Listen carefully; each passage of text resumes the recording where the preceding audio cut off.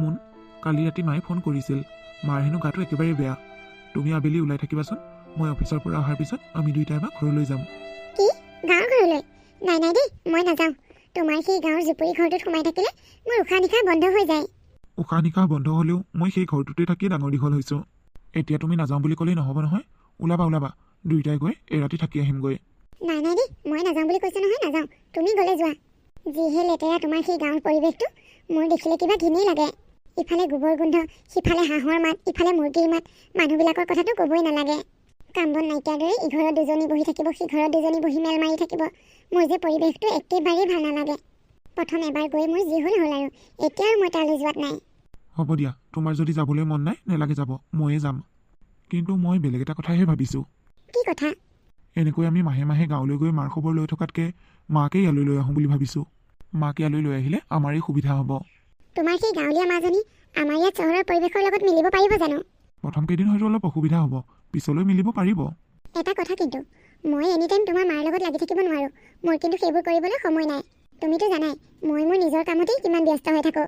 তুমি আনিব খুজিছা আনা বাৰু, কিন্তু তেওঁ নিজৰ কাম নিজেই কৰি ল'ব লাগিব। মই একো কৰি দিব নোৱাৰোঁ। আৰু গাঁৱৰ মানুহক টাইমে টাইমে খোৱা বোৱা যোগাৰ দিব লাগে। মই কিন্তু সেইবোৰ নোৱাৰোঁ। পিছত তুমি মোক একো ক'ব নোৱাৰা যে মাক ইটো নিদিলা, সিটো নিদিলা, ইটো নকৰিলা, সিটো নকৰিলা। মোক কিন্তু তেনেকুৱাবোৰ কথা কৈ জগৰ ধৰিব নোৱাৰিবা।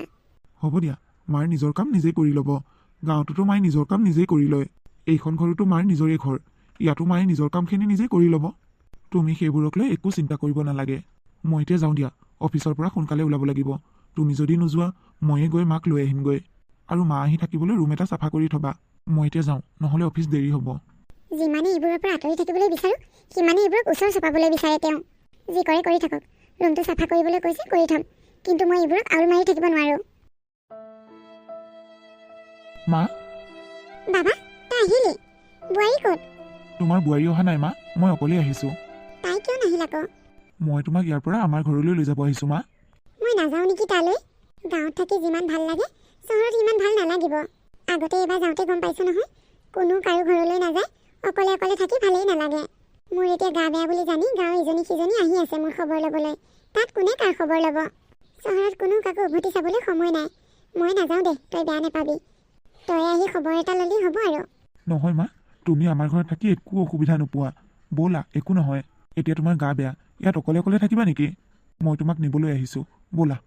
হ'ব দে বাৰু, তই জোৰ কৰিছ যেতিয়া যাম আৰু। যোৱা যোৱা, তুমি সোনকালে ওলোৱা।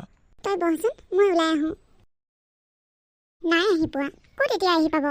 আজি আকৌ অফিচৰ পৰা বাহিৰে বাহিৰে গাঁৱলৈ গৈছে মাকক আনিবলৈ। নেজানো আৰু কি চিন্তা কৰি তেওঁ ইয়ালৈ লৈ আহিবলৈ গৈছে। মই মানা কৰিছোঁৱে, তেওঁ আহি ইয়াত চলিবহি নোৱাৰে বুলি। তোমাৰ জোঁৱাই আকৌ মোৰ কথা শুনিবও লাগিব নহয়। মা, আহা। আহিছোঁ দে। মা, তুমি ইয়াতে বহা। মই তুমি আহিছা বুলি বোৱাৰীক কওঁগৈ। অঁ হ'ব দে। ইমান ধুনীয়া ঘৰ বনালে ল'ৰাটোৱে। সৰুৰ পৰা বহুত কষ্টৰে ডাঙৰ হ'ল। এতিয়া তাৰ সুখেই সুখ। বাপেকটোৱেহে তাৰ সুখ নেদেখাকৈ গ'ল। বহুত কষ্টৰে তাক বাপেকে পঢ়ালে শুনালে। এইকণ সুখ দেখি যোৱা হ'লে দে, নেদেখিলে নাই আৰু কিনো কৰিম। ল'ৰাটো যাতে আৰু সুখ হয় আৰু। মোৰ একেবাৰে মাথা চাথা গৰম হৈ আছে জানা মা। তুমি আইতাকে পঠাই দিবাচোন দুদিনমান থকাকে। আইতাহে যদি কিবা এটা কৰিব পাৰে আৰু। যিমানে সেই বুঢ়ীজনীৰ পৰা আঁতৰিব খুজিছোঁ, সিমানে বুঢ়ীজনী ওচৰ চাপি আহিছে। মুন, মুন কি কৰি আছা? মা আহি পালেহি নহয়। মুন, কি হ'লনো? ইমান চিঞৰ বাখৰ কৰি আহিছে যে? মই ফোনত কথা পাতি থকা দেখা নাই? মা পালেহি, ড্ৰয়িং ৰুমতে বহি আছে। তুমি মাত এষাৰ দিয়া গৈ যোৱা। তোমাৰ মাহে আহিছে, কোনো বিদেশৰ পৰা আলহী অহা নাই নহয়। তুমি বহিবলৈ দিয়ে থৈ আহিছা। তেওঁ নেযায়গৈ নহয়, লাহে ধীৰে মাতিলেগৈও হ'ব। সেই সৰু কথাটোতে ইমান চিঞৰ বাখৰ কৰি আহিব নালাগে। মই মোৰ মাৰ লগত ফোনত কথা পাতি আছিলোঁ। তুমি কথাবোৰ এনেকৈ ক'লা যে?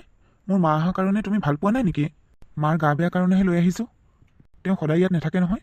গাঁৱত এখন আমাৰ ঘৰ আছে, মা এনেও তালৈ যাবগৈ। হ'ব দিয়া। তুমি মাক চাহ একাপ বনাই দিবা। মই বজাৰলৈ যাওঁ, কিবা এটা লৈ আহোঁগৈ। মই গৈ আছোঁ, যোৱা। অঁ মা, কোৱা। মা, তুমি অলপ সময় বহা, মই বজাৰৰ পৰা আহোঁগৈ। দেৰি নকৰিবি আকৌ, সোনকালে আহিবি। হ'ব দিয়া, সোনকালে আহিম বাৰু। যা। হ'ব দিয়া মা, এতিয়া ৰাখিছোঁ। তুমি খালি আইতাক সোনকালে পঠিয়াই দিবা। হ'ব দিয়া, হ'ব। বুঢ়ীজনীক চাহ একাপ কৰি দিওঁগৈ। বোৱাৰী এতিয়ালৈকে ৰুমৰ পৰা ওলাই অহা নাই। বহি বহি মোৰ কঁকাল মোৰ বিষ ধৰি গৈছেগৈ। ভিতৰলৈ সোমাই যাবলৈও ভাল লগা নাই নহয়। বোৱাৰীয়ে আকৌ ঘৰটো বৰ ধুনীয়াকৈ সজাই ৰাখিছে।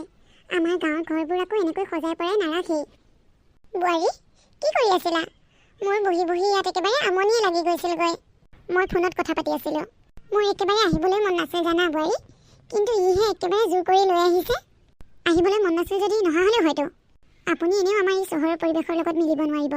সেইটো বাৰু হয়, গাঁৱত আমি ইঘৰে সিঘৰে অহা যোৱা কৰোঁ, ইয়াত কোনো ক'তো নাযায়, অকলে অকলে ৰুমৰ ভিতৰতে সোমাই থাকি ভালেই নালাগে।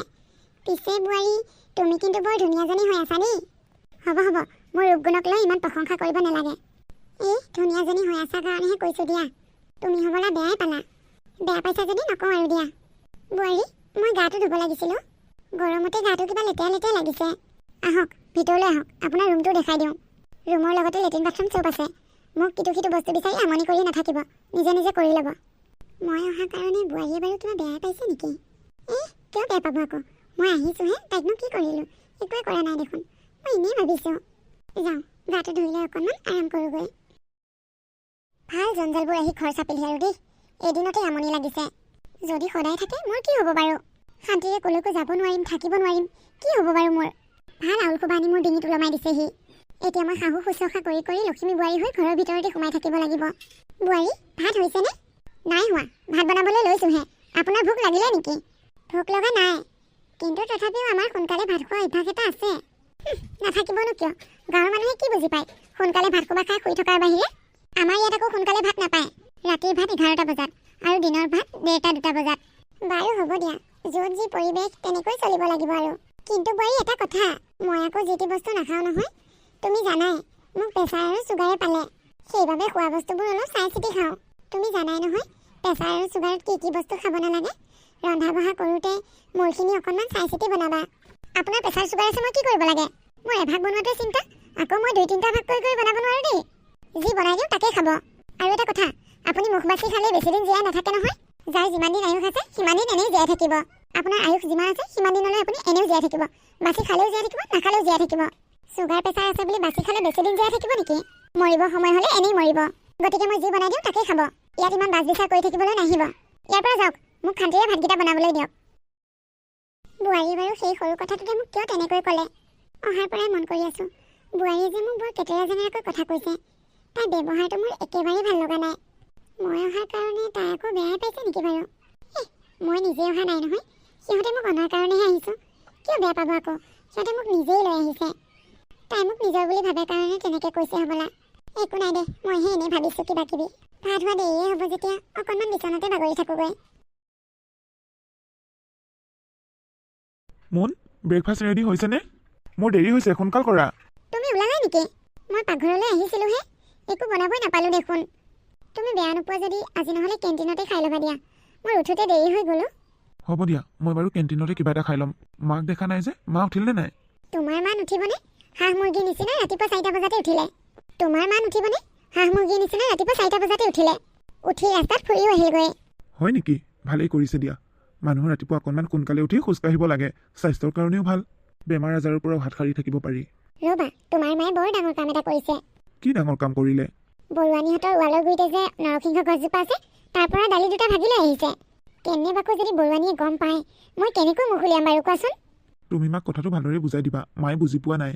গাঁৱত তেনেকুৱা নহয় যে ইঘৰে সিঘৰৰ পৰা বস্তু লয়, সিঘৰে সিঘৰৰ পৰা বস্তু লয়, কোনেও কাকো একো নুসুধে আৰু কোনেও একো কাকো নকৰেও। ইঘৰৰ শাক পাচলি সিঘৰে ছিঙি নিয়ে, সিঘৰৰ শাক পাচলি সিঘৰে ছিঙি নিয়ে। কাৰোবাৰ বাৰীৰ পৰা কোনোবাই তামোল দুটাই লৈ আহিল, কোনেও কাকো একো নকৰে। পাৰিলে গৃহস্থ ঘৰেও আকৌ অকণমান ছিগি মেলি দিয়েহে। সেইকাৰণে চাগে মায়ে আনিলে। মায়ে আচলতে নাজানে ইয়াত যে কাৰো বাৰী বস্তু কোনেও লাৰিব নোৱাৰে। সেইকাৰণে মাক আনিব খোজোতেই মই তোমাক কৈছিলোঁ যে মায়ে চহৰৰ পৰিৱেশৰ লগত মিলিব নোৱাৰিব। তুমিহে লৈ আহিলা, এতিয়া তুমিয়ে বুজাবা কেনেকৈ কি বুজোৱা, মই বুজাই থাকিব নোৱাৰোঁ। হ'ব দিয়া, মই বাৰু মাক ভালদৰে বুজাই দিম। তুমি মাক কিবা এটা খাবলৈ দিয়া। মায়ে ইমান দেৰিলৈকে একো নোখোৱাকৈ নাথাকে নহয়। হ'ব, মই আহোঁ দিয়া। যোৱা, কেণ্টিনতে কিবা এটা খাই ল'বা। বোৱাৰী, ই গ'লে নেকি? অঁ গ'ল। সি দিনটোলৈ ওলাই গ'ল, তুমি দেখোন তাক একো এটা খাবলৈ নিদিলা। মোৰ শুই উঠোতে দেৰি হ'ল, সেইকাৰণে একো বনোৱাই নহ'ল। তেওঁ কেণ্টিনতে খাই ল'ব।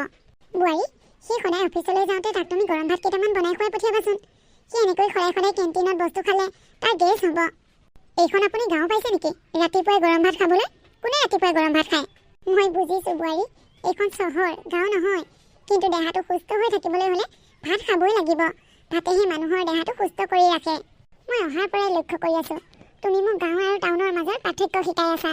মই তোমাক এটা কথা কওঁ শুনা বোৱাৰী, আমাৰ গাঁৱৰ মানুহবোৰে ৰাতিপুৱাই কিয় ভাত খাই জানা? ৰাতিপুৱা ভাতকেইটা খোৱাৰ পিছত দিনটো তুমি যি বস্তুৱে নোখোৱা কিয় তোমাক একো বস্তুৱেই ক্ষতি নকৰে। আৰু 2 নম্বৰ কথাটো হ'ল গাঁৱৰ মানুহে কষ্ট কৰে।